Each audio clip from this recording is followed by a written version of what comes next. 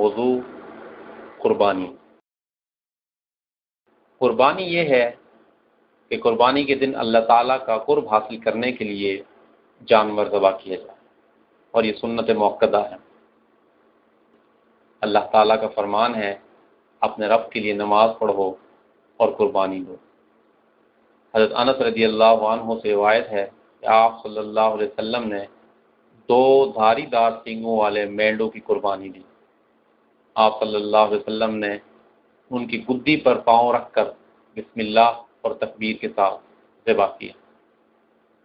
جانور کو ذبح کرنے کا وقت قربانی والے دن عید کی نماز کے بعد شروع ہوتا ہے اور ایام تشریق کے آخری دن سورج غروب ہونے تک رہتا ہے۔ ایام تشریق ذی الحجہ کے 3 دن یعنی 11، 12 اور 13 کو کہتے ہیں۔ ایک بکری ایک شخص کے لیے کافی ہو جائے گی اور قربانی کے اجر میں جس کو چاہے شریک کرے۔ آپ صلی اللہ علیہ وسلم نے جب قربانی کی تو آپ صلی اللہ علیہ وسلم نے فرمایا، اے اللہ اسے محمد کی طرف سے قبول کر اور آل محمد کی طرف سے قبول کر اور امت محمد کی طرف سے قبول کر۔ ایک بیل اور اونٹ 7 آدمیوں کے لیے کفایت کرتا ہے، اور اونٹنی میں بھی 7 آدمی شریک ہو سکتے ہیں، اور یہی حکم گائے کا بھی ہے۔ حضرت جابر رضی اللہ عنہ کا ارشاد ہے کہ آپ نے ہمیں حکم دیا کہ ہم اونٹ اور بیل میں 7 آدمی شریک ہوں، اور اونٹنی کے بارے میں بھی یہی حکم دیا۔ بہترین قربانی اونٹ ہے، جبکہ پورا کا پورا ایک شخص قربان کرے، کیونکہ مہنگا بھی ہوگا اور فقراء کے لیے زیادہ گوشت بھی میسر ہوگا۔ پھر پوری گائے، پھر بکری، اس کے بعد اونٹ کا 7واں حصہ، اور پھر گائے کا 7واں حصہ۔ وہ عیوب جو قربانی میں مانے ہیں وہ یہ ہیں: کانا جانور، لنگڑا اور لولا جانور، پاگل جانور، ایسا بیمار جانور کہ اس کا مرض صاف نظر آ رہا ہو۔ اور اس کی دلیل حضرت براء ابن عازب کی حدیث ہے کہ رسول اللہ صلی اللہ علیہ وسلم نے فرمایا، ایسے جانور کی قربانی جائز نہیں ہے جو کانا ہو، اور نہ لنگڑے جانور کی جس کا لنگڑا پن واضح ہو، اور نہ بیمار جانور کی کہ جس کا مرض واضح ہو، اور نہ ہی ایسے جانور کی جو کمزوری کی وجہ سے اپنے آپ کو نہ سنبھال سکتا ہو۔ وہ عیوب جو قربانی کے لیے مانے نہیں ہیں، جیسے دم کٹا، بغیر سنگوں والا، خسی، اور وہ دمبے جس کے خصیتین کاٹ دیے گئے ہوں وغیرہ۔ قربانی کرنے والا اپنی قربانی کا ثلث گوشت خود استعمال کرے اور ثلث ہدیہ کر دے، اور باقی ثلث صدقہ کرے۔ اگر وہ تمام گوشت صدقہ کر دے تو یہ افضل ہے، اور اگر ثلث سے زیادہ خود استعمال کرے تو کوئی حرج نہیں۔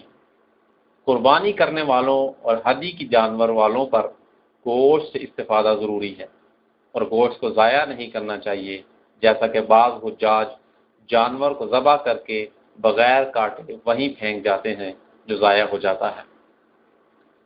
جب کوئی شخص قربانی کا ارادہ کرتا ہے تو وہ ذی الحجہ کے پہلے عشرے میں اپنے بال اور ناخن نہ کاٹے۔ حضرت ام سلمہ رضی اللہ عنہا سے روایت ہے کہ آپ صلی اللہ علیہ وسلم نے ارشاد فرمایا کہ تم میں سے اگر کوئی شخص قربانی کا ارادہ کرے تو ذی الحجہ کے پہلے 10 دنوں میں اپنے ناخن اور بال نہ کاٹے، اور جس شخص کی طرف سے قربانی دی جا رہی ہو جیسے آل و اولاد، تو اس کے لیے یہ تمام کام حرام نہیں ہیں۔ ذو الحجہ کے پہلے 10 دن بہت فضیلت والے ہیں۔ رسول اللہ صلی اللہ علیہ وسلم فرماتے ہیں، ذو الحجہ کے پہلے 10 دنوں میں اللہ تعالیٰ کو نیک کام اتنے محبوب ہیں کہ باقی دنوں میں نیک کام چاہے وہ جو بھی ہوں ان کی ہمسر بالکل نہیں کر سکتے۔ صحابہ کرام نے پوچھا، اے اللہ کے رسول صلی اللہ علیہ وسلم، اللہ کے راستے میں جہاد بھی ان دنوں کے نیک اعمال کے برابر نہیں ہو سکتا؟ تو رسول اللہ صلی اللہ علیہ وسلم نے فرمایا، اللہ کے راستے میں جہاد بھی ان دنوں کے نیک عمل کے برابر نہیں ہو سکتا، البتہ اس آدمی کا عمل اور جہاد ان دنوں کے نیک اعمال کے برابر ہے جو اپنی جان و مال کے ساتھ گھر سے نکلتا ہے اور ان دونوں کو اللہ کی راہ میں قربان کر دیتا ہے۔ بس ان دنوں میں عبادت اور ذکر اور تلاوت قرآن اور صدقہ کی کثرت سنت ہے۔